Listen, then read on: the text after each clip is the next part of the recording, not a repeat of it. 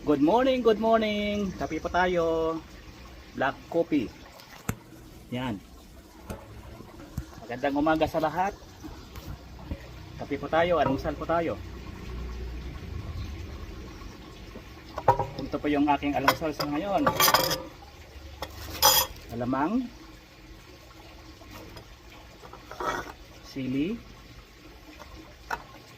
kalamansi. Ito po yun. Okay. Buksan natin ang alamang.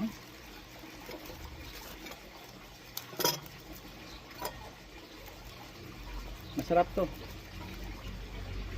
Ayan.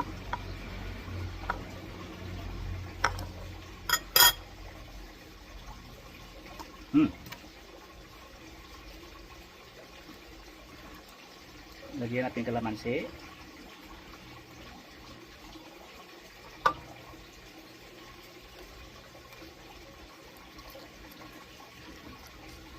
Ang sarap naman ito. Sino gusto kumain? Ito na siya. Okay. Tapos lagyan ng sili. Ayan. Masarap to. Sa mga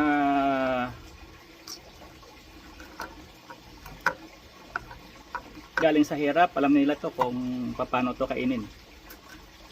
Pero kung mga galing ka sa mayaman, hindi mo kaya to. No. Ito lang. Ito yung kinakain namin nung maliit pa kami. Nung bata pa ako. Dahil wala kaming ulam, sa isang taon, isang beses lang kami makakatikim ng karne sa manok. Ito lang yung madalas namin na ulamin sa probinsya.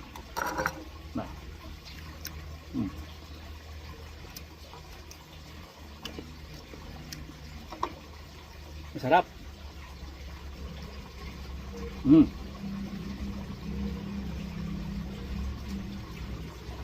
Actually, ito yung gusto kong ulam eh. Ayaw ko ng baboy. Ayaw ko ng karne madalas. Gusto ko mga exotic food. Ito exotic food to eh. Karbo naman itong langaw na to.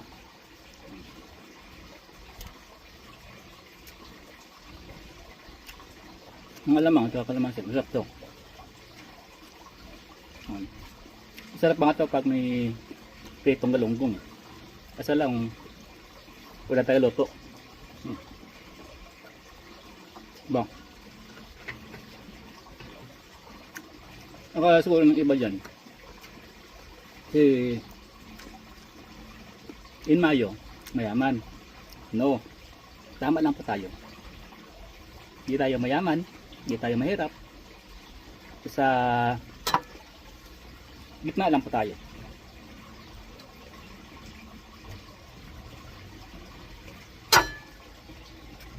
So, gusto mo lang ako. Okay. Ito black coffee. Ayaw ko ng creamer. Kaya black coffee.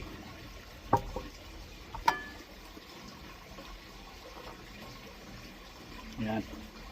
Masarap.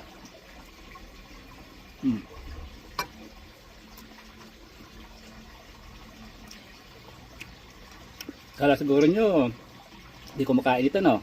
Alam niyo ba? Ito yung pinakamasarap na ulam ko.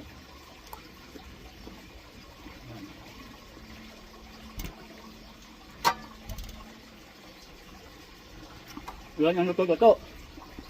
Kain na lang.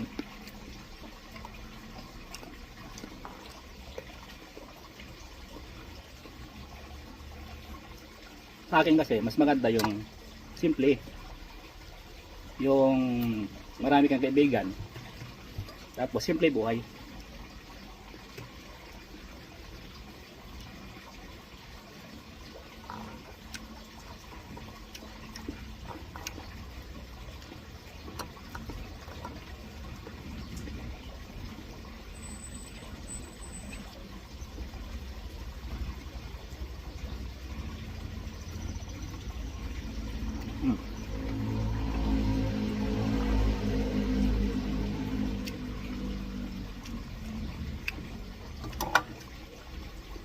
Masarap yung simpleng buhay eh. Kasi yung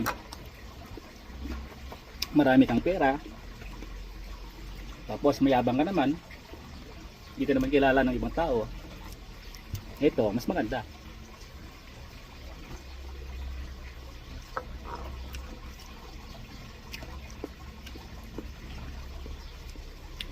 Enjoy life lang po tayo.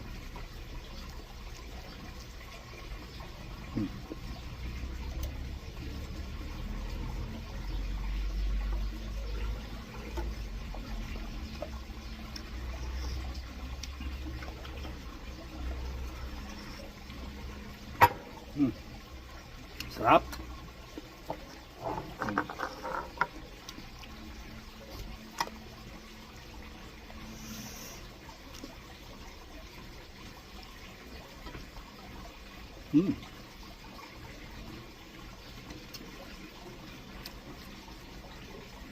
Nakasali pa itong mga langaw na ito ah. Gusto ko tamang share. Gusto tayo na kumain sa akin ah.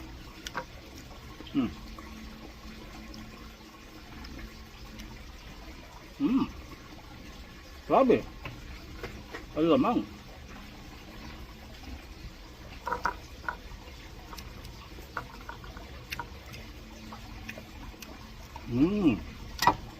Ito ka dyan, mamaya ka na. Malangaw na ito eh.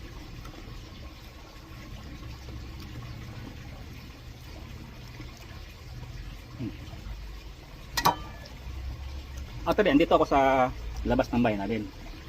Ganda dito, nakaka-relax.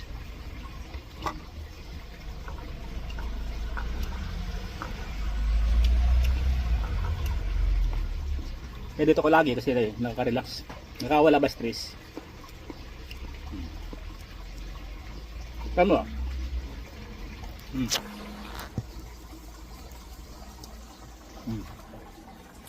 Yung temple ground.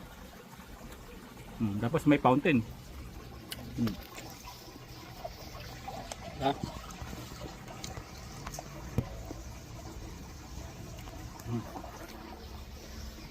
Okay.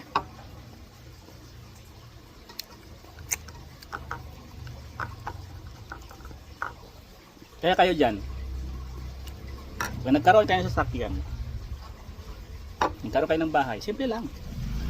Huwag maging mayabang. Kasi doon ka galing eh. Kung ano meron ka, salamat ka. Nauna, salamat man masigad. Yan ang karating ko sa ganyang buhay.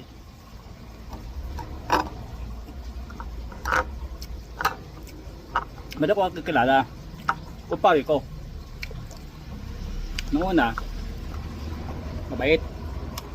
Nagkaroon na ng pera, nag-abroad ng anak niya. Ba, hindi mo naman kilala.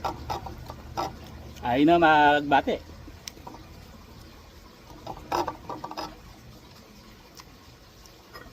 Hindi mataas sa ugali niya.